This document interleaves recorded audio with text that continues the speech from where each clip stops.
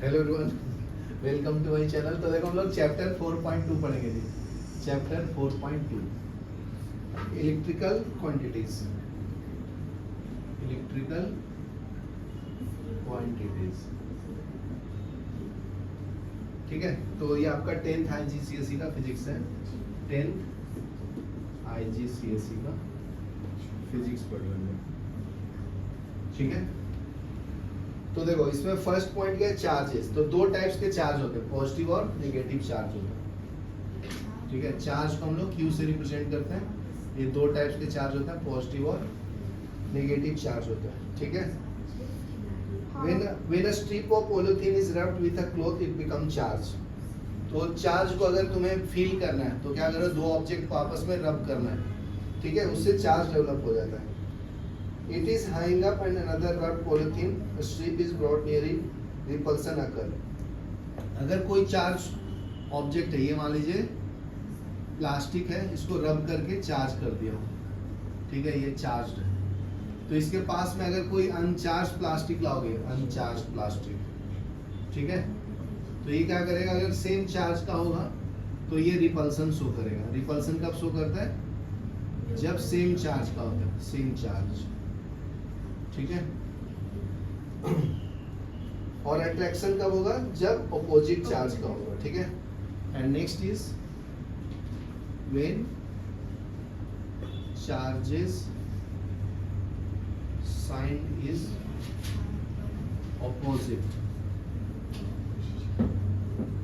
it attract, ठीक है।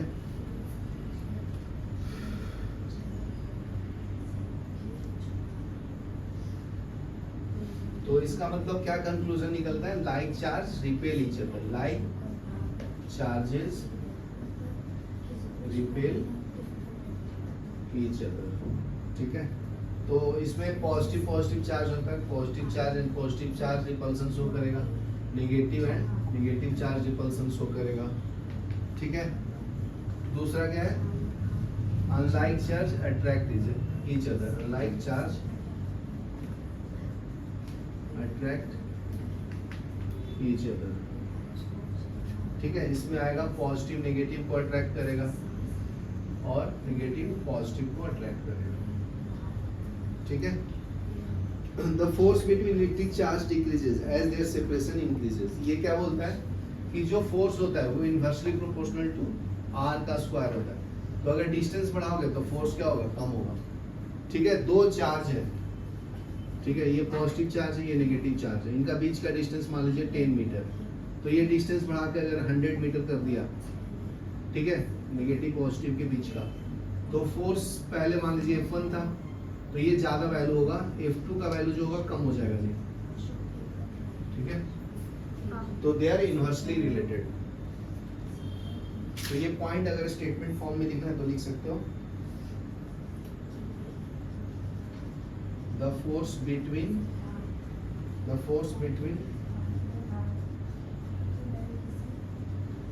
Electric charges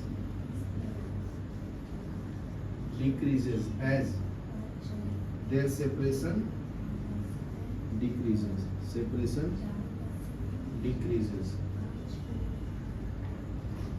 सुनना, ये लिख लो फिर आगे। नेक्स्ट पढ़ेंगे हम लोग चार्जेस, एटम्स एंड इलेक्ट्रॉन। तो अभी तो बहुत बार बता चुका हूँ चार्जेस क्या होता है, पॉजिटिव चार्ज नेगेटिव चार्ज, ठीक है। तो देखो atom is being made up of a small central nucleus containing positive charge called proton, ठीक है। तो एक एटम है, उसका जो न्यूक्लियस है उसके पास क्या होता है जी, प्रोटॉन होता है, और दूसरा होता है न्यूट्रॉन, बराबर है। तो यही बात बोला है वो कि जो एटम है, an atom is made up of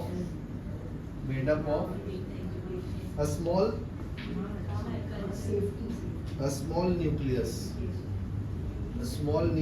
containing positive charge,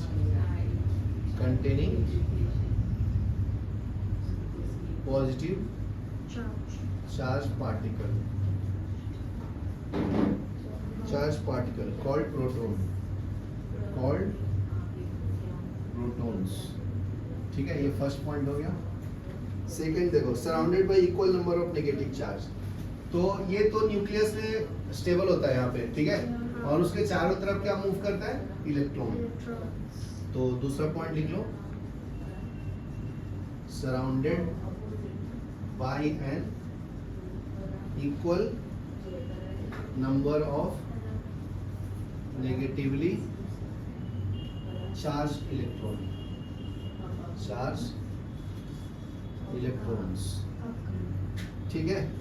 इसका मतलब क्या है, अगर कोई एटम लीजिए, मान लीजिए सोडियम लिया, तो इसमें प्रोटॉन भी 11 होगा और इलेक्ट्रॉन भी 11 होगा, तभी ये न्यूट्रल एटम होगा। यस, ठीक है। Charge on proton and electron are equal and opposite, ठीक है। तो प्रोटॉन पे चार्ज क्या होता है, पॉजिटिव चार्ज, और इलेक्ट्रॉन पे चार्ज क्या होता है, नेगेटिव चार्ज होता है, बराबर है।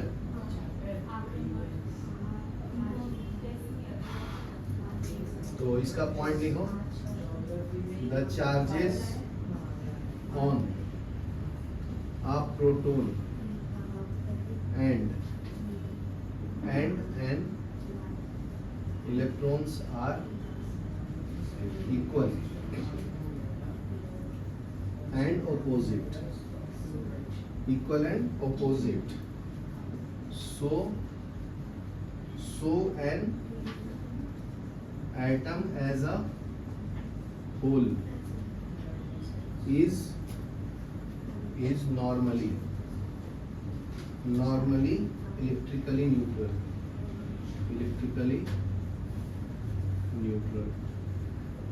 ठीक है, and has, इसका मतलब क्या है, has no net charge.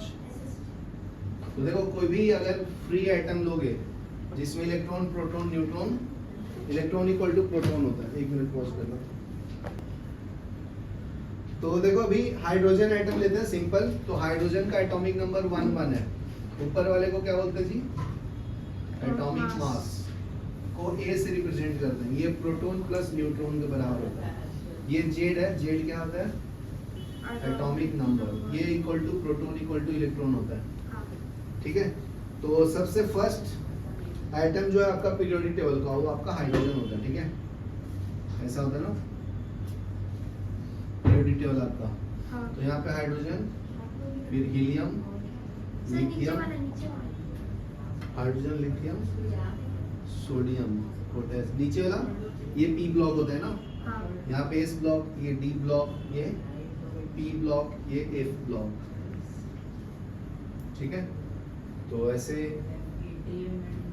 Atoms और क्या बोलते हैं, एलिमेंट्स अरेंज होते हैं according to increasing atomic number, ठीक है। यहाँ लिखना है तो लिख लो, elements are arranged according to increasing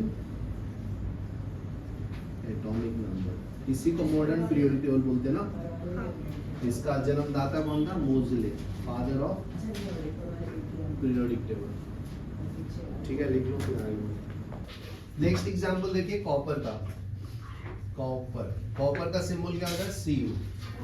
तो Cu में क्या बोलता है, 29 प्रोटॉन होता है और 29 इलेक्ट्रॉन होता है, ठीक है।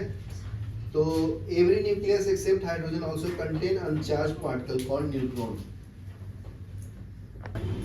ठीक है। तो इसमें अगर न्यूट्रॉन कैलकुलेट करना है तो कैसे करेंगे जी, इलेक्ट्रॉन और प्रोटॉन दिया है, तो न्यूट्रॉन कैसे करेंगे, न्यूट्रॉन इसके अंदर है लेकिन उसने बताया नहीं कितना है, तो atomic mass is equal to P plus N है ना, उसका एटॉमिक मास इसका लगभग डबल होता है, तो ये कितना होगा, 2 × 29 कितना होता है, और 4 58 ना, तो ये 58 है इसका एटॉमिक मास, तो ये 58 is equal to 29 plus N, तो N कितना आएगा, 58 माइनस 29 आएगा ना, तो N का वैल्यू क्या है, न्यूट्रॉन कितना है, 29 कॉपर में। इसके पहले जो एग्जांपल दिया हूँ हाइड्रोजन का 1 तो इसका एटॉमिक मास भी 1 है और एटॉमिक नंबर भी 1 है, तो न्यूट्रॉन इसमें कुछ भी नहीं होता जी, E प्लस N, तो 1 is equal to 1 plus N, तो N का वैल्यू कितना है, 0। तो पूरा पीरियोडिक टेबल में सिर्फ हाइड्रोजन एटम ऐसा है जिसमें न्यूट्रॉन नहीं होता, हैज नो न्यूट्रॉन, ये यूपीएससी के एग्जाम में इंटरव्यू में पूछा था, कौन सा ऐसा एलिमेंट है जिसमें कोई भी न्यूट्रॉन नहीं है, तो वो है हाइड्रोजन एटम। ठीक है, याद रखना, बहुत इंपॉर्टेंट है। The production of charge by rubbing can be explain by supporting that friction causes the electron to be transfer from one material to another. तो रब करने से क्या होता है, इलेक्ट्रॉन ट्रांसफर होता है एक पॉइंट से दूसरे पॉइंट में या दूसरे ऑब्जेक्ट में भी। ठीक है, तो ये पॉइंट लिख लो, the production of charges by rubbing can be explained by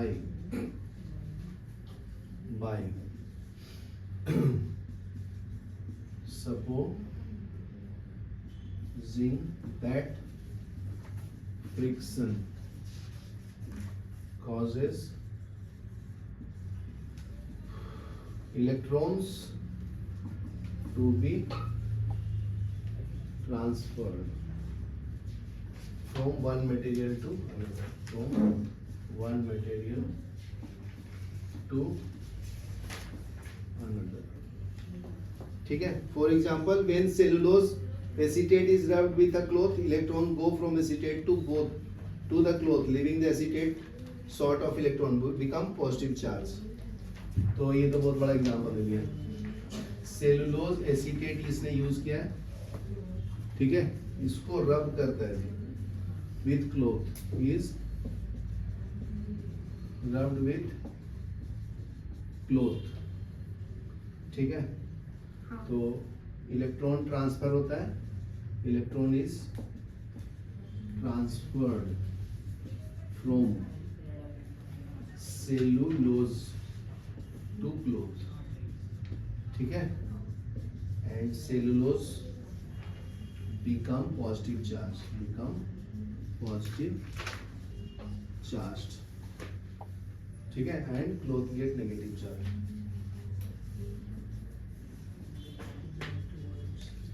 चलो यहाँ तक लिखो, फिर आगे बढ़ो। ठीक है, तो देखो अभी तो रब करने से क्या होता है, सिर्फ इलेक्ट्रॉन ट्रांसफर होता है, प्रोटॉन ट्रांसफर नहीं होता। ठीक है, तो नेक्स्ट लाइन वही लिखना है। तो देखो, the cloth now has more electron than proton, become negative charge। The cloth now has more electron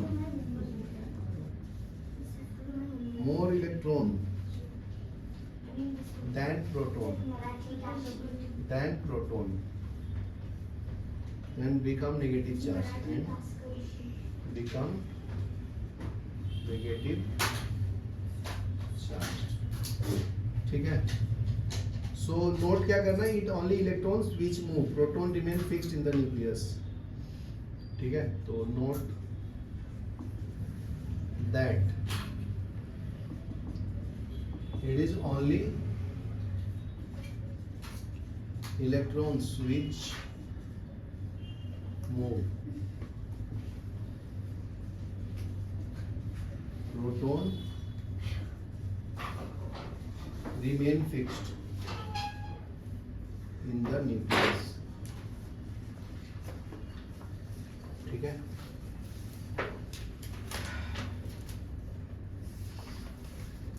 next देखो, electron insulator and conductors, next topic है इसका।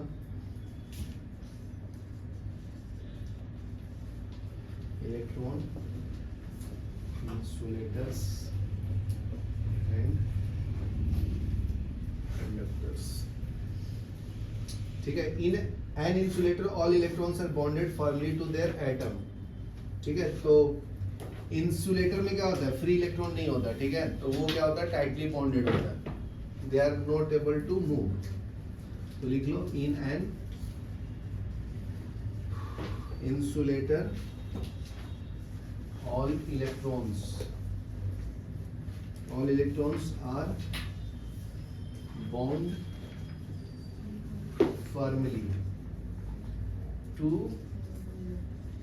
their atoms। नेक्स्ट पॉइंट क्या है, in a conductor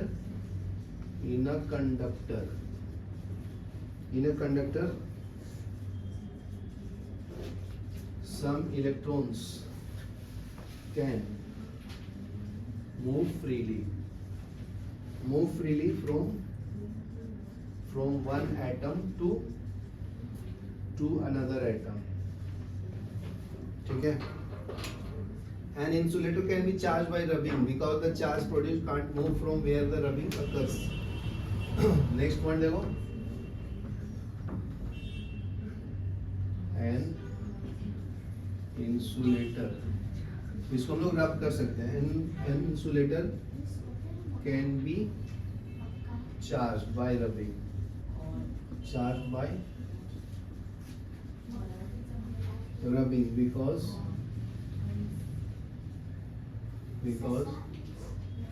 charge produced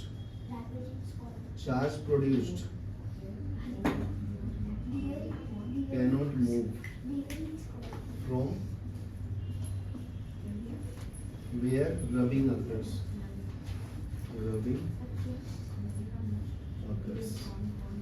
ठीक है. That is electric charge is statics.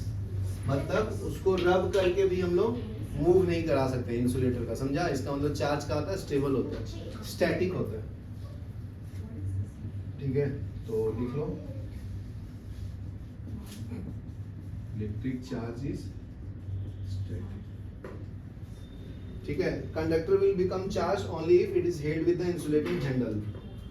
ठीक है. Insulating handles को पास लाओगे तो वो भी चार्ज हो जाता है, क्योंकि गुड कंडक्टर है ना, उसमें एक फ्री इलेक्ट्रॉन है, तो इसके कारण वो मूव कर जाता है. A conductor will become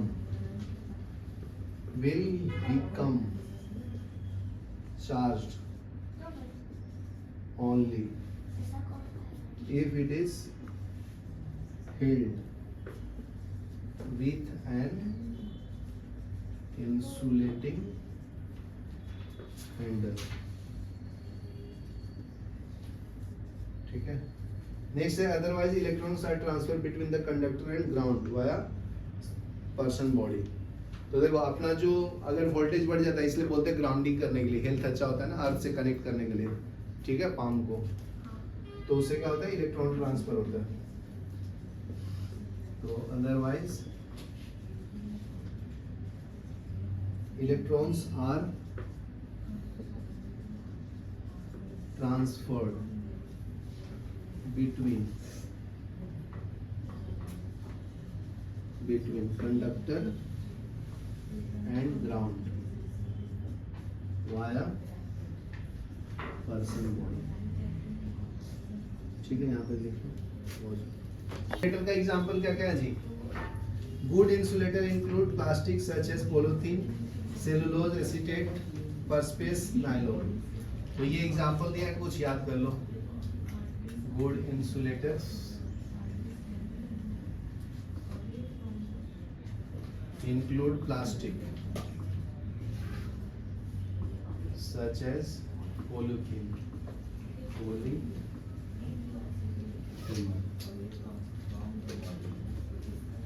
cellulose,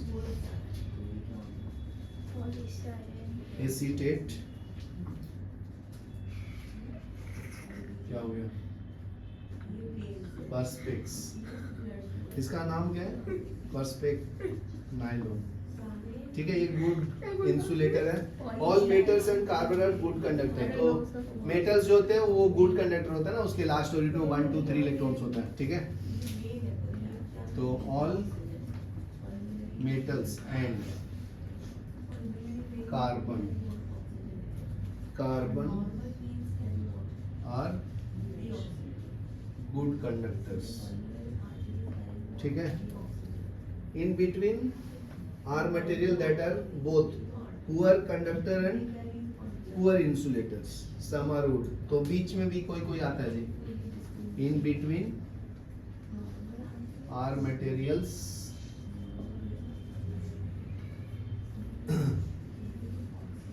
that are both poor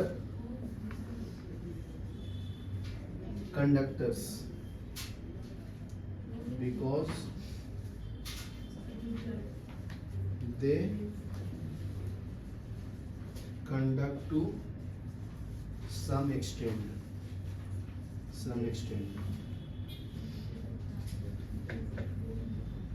poor insulator.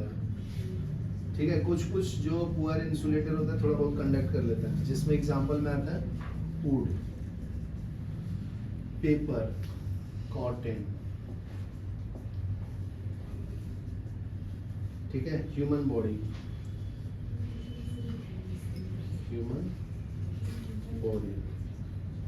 And earth, ठीक है. Water conduct if they are not present in material such as wood and on the surface, for example like glass. Water कभी कभी bad conductor कब बनता है, जब would say पास होता है तब, और कंडक्ट करेगा जब कंडक्टर रहेगा तब. Water conducts and if it were not present in materials such as wood and on surface of, for example, glass, these would be good insulator. These would be good insulators. ठीक है. Dry air insulate well, dry air भी insulator की तरह काम करते हैं, ठीक है, क्योंकि वो जो हवा होता है वो बैड कंडक्टर की तरह काम करते हैं. चलो यहाँ तक लिखो, फिर आगे बढ़ते हैं.